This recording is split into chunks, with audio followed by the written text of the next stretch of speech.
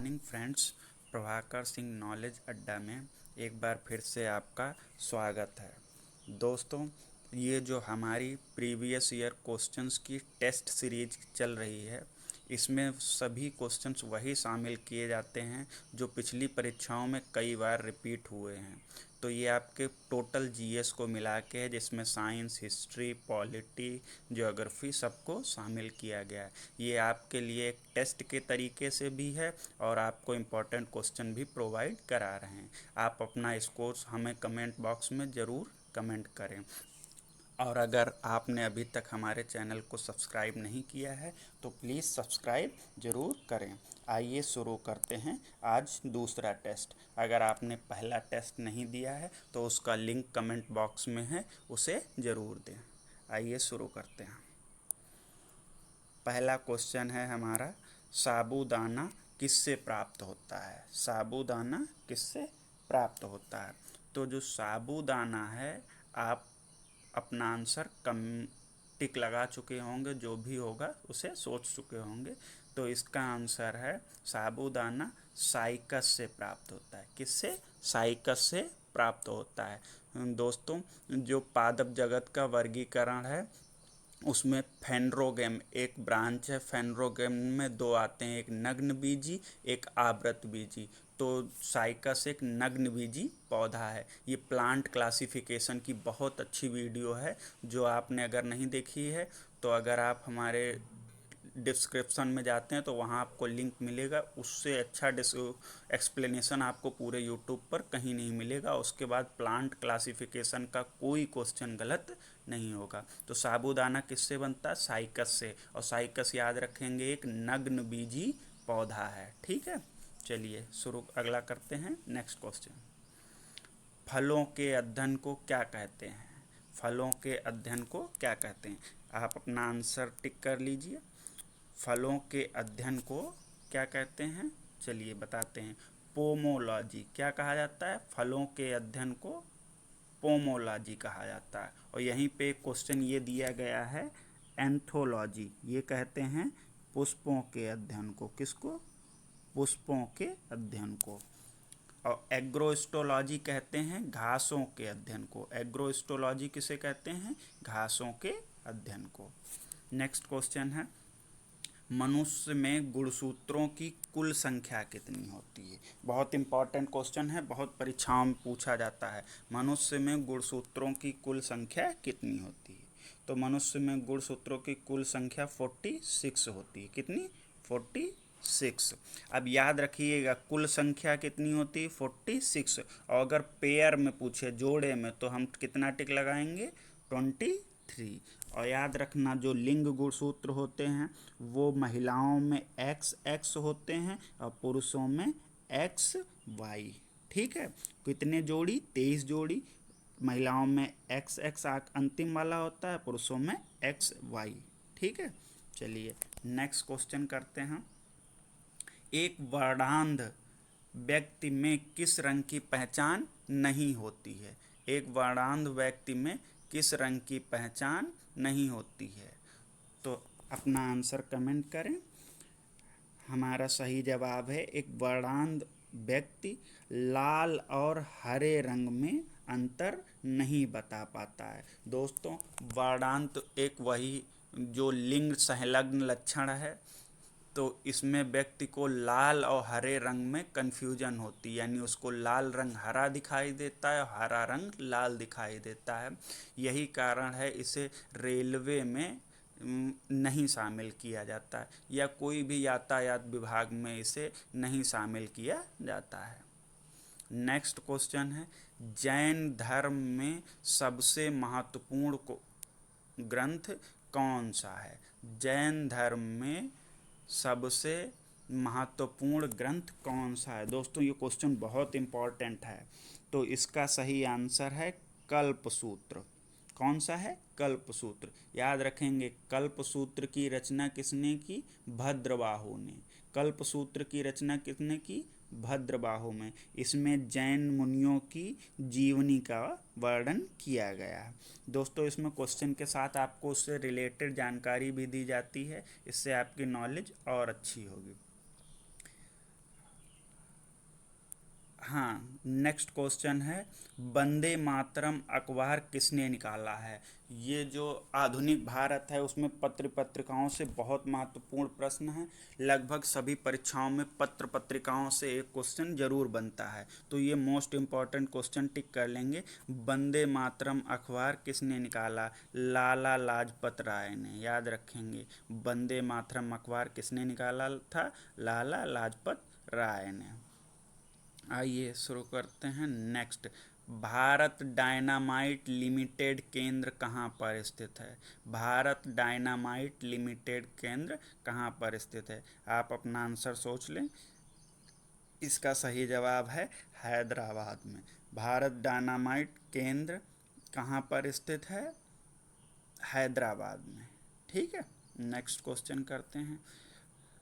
दल बदल के आधार पर निर्वाचित सदस्यों की अयोग्यता संबंधी विवरण संविधान की किस सूची में दिया गया है। मोस्ट इम्पॉर्टेंट क्वेश्चन, संविधान की सूचियों में दल बदल कानून किस अनुसूची में है, तो ये क्वेश्चन हम लोगों को ध्यान रखना। जो दल बदल कानून है वो कौन सी, 10वीं अनुसूची में रखा गया है। दोस्तों ध्यान रखेंगे, दा से याद रखेंगे दल बदल और दा से ही 10। एक और अनुसूची पेपर में पूछी जाती, 8वीं अनुसूची। 8वीं अनुसूची में जो हमारी संवैधानिक भाषाएं हैं उनको शामिल किया गया। 8वीं अनुसूची में क्या है, जितनी भी भाषाएं हैं उसको शामिल किया गया। और 7वीं अनुसूची में क्या है, जितनी भी सूचियां हैं, जैसे राज्य सूची और कौन सी है, संघ सूची, और संघ और राज्य जो समवर्ती सूची कहते हैं उसको रखा गया है। तो ये दोनों ध्यान रखेंगे आप, ठीक है। और 11वीं अनुसूची में आपको क्या बताया गया, पंचायती राज संबंधी व्यवस्था। और 12वीं अनुसूची में क्या है, जो नगर पालिका संबंधी। 11वीं 12वीं पेपर में बहुत पूछी जाती हैं। 11वीं क्या है, पंचायती राज, और 12वीं क्या है, नगर पालिका संबंधी। 8वीं भाषाओं से संबंधित है। 7वीं जो सूचियां हैं, संघ सूची, राज्य सूची और समवर्ती सूची, ठीक है, ध्यान रखेंगे। और दल बदल कानून किस में था, 10वीं में, ठीक। नेक्स्ट क्वेश्चन करते हैं। वेदांग की कुल संख्या क्या है। आप सभी ने पढ़े हैं, हमारे यहाँ कुल चार वेद हैं, ऋग्वेद, सामवेद, यजुर्वेद और अथर्ववेद। तो वेदांगों की कुल संख्या क्या है, तो वेदांगों की कुल संख्या है 6। कितनी, 6। वेदांग कितने हैं, 6। वेद कितने हैं, 4। ठीक है, तो इसको ध्यान रखेंगे। नेक्स्ट क्वेश्चन आते हैं। किसने कहा था दिल्ली अभी दूर है। ये मोस्ट इम्पॉर्टेंट क्वेश्चन है। किसने कहा था दिल्ली अभी दूर है, तो ये कहा था निजामुद्दीन औलिया ने। किसने कहा था, निजामुद्दीन औलिया ने कहा था कि दिल्ली अभी दूर है। ध्यान रखेंगे, स्टेटमेंट पेपर में बहुत आता है। किसने कहा था, निजामुद्दीन औलिया ने। और कहा जाता है इन्होंने ही बहुत सारे संतों का, बहुत सारे शासकों का दरबार में देखा, मतलब इनके टाइम में बहुत सारे शासक हुए। अगला क्वेश्चन है most important question, Calcutta high court यानी कलकत्ता उच्च न्यायालय की स्थापना कब हुई। दोस्तों इनमें से कोई भी क्वेश्चन ऐसा नहीं जो 2-3 बार से कम आया हो किसी न किसी परीक्षा में। तो आपको जितने आते हैं वो अच्छी बात है, बाकी नोट डाउन करके वो क्वेश्चन और उससे रिलेटेड टॉपिक ज़रूर पढ़ें। कोलकाता उच्च न्यायालय की स्थापना कब हुई थी, तो कोलकाता उच्च न्यायालय की स्थापना 1862 में हुई थी। कब, 1862 में। कितना, 1862 में, ठीक है। चलिए नेक्स्ट क्वेश्चन करते हैं।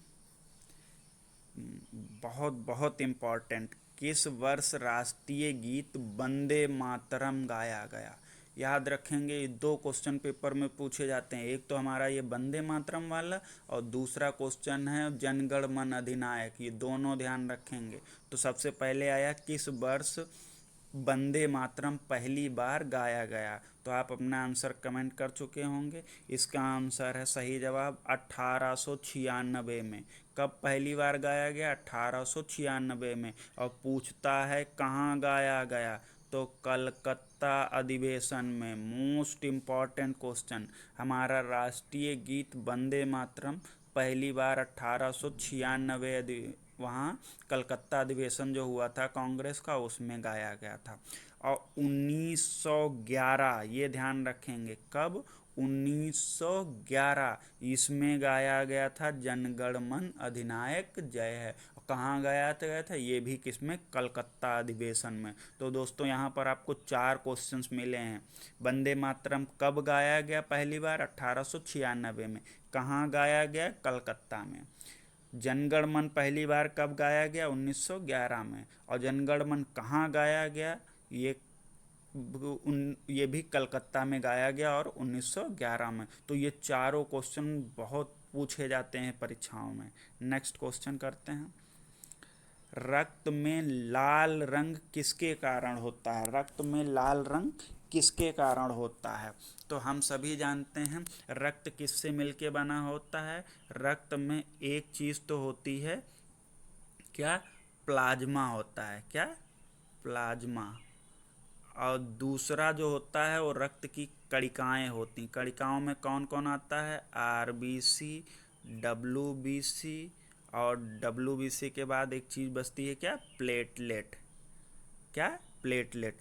तो हम सभी जानते हैं जो लाल रंग होता है वो आरबीसी में उपस्थित हीमोग्लोबिन के कारण होता है। किसके कारण होता है? आरबीसी में उपस्थित हीमोग्लोबिन के कारण। तो हमारा आंसर क्या हो जाएगा? जो लाल रंग होता है वो हीमोग्लोबिन के कारण होता है। और हीमोग्लोबिन किस में पाया जाता है? ये ध्यान रखेंगे, लाल रक्त कणिकाओं यानी आरबीसी में पाया जाता है। नेक्स्ट क्वेश्चन है, स्वर्ण सिंह समिति क्या है? स्वर्ण सिंह समिति ने किसकी सलाह दी थी? मोस्ट इम्पॉर्टेंट क्वेश्चन, जो हमारे संविधान में, मूल संविधान में मौलिक अधिकार नहीं थे, परंतु स्वर्ण सिंह समिति के आधार पर ही मौलिक अधिकारों को शामिल किया गया है। किसके आधार पर?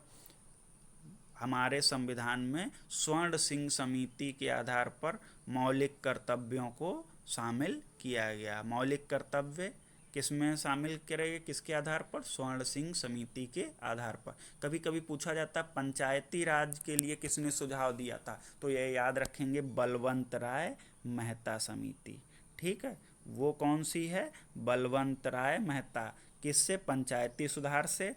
और ये जो है मौलिक कर्तव्य हैं, ये किससे संबंधित हैं? स्वर्ण सिंह समिति से। आइए नेक्स्ट क्वेश्चन करते हैं। कंगारुओं का देश किसे कहा जाता है? तो कंगारू, हम सब क्रिकेट देखते हैं, तो उसमें कंगारू किस देश के वासियों को कहते हैं? ऑस्ट्रेलिया के। कंगारुओं का देश किसे कहा जाता है? ऑस्ट्रेलिया का। तो दोस्तों ये था आज के 15 वेरी वेरी इंपॉर्टेंट क्वेश्चंस। आप अपना स्कोर हमें कमेंट बॉक्स में ज़रूर कमेंट करें।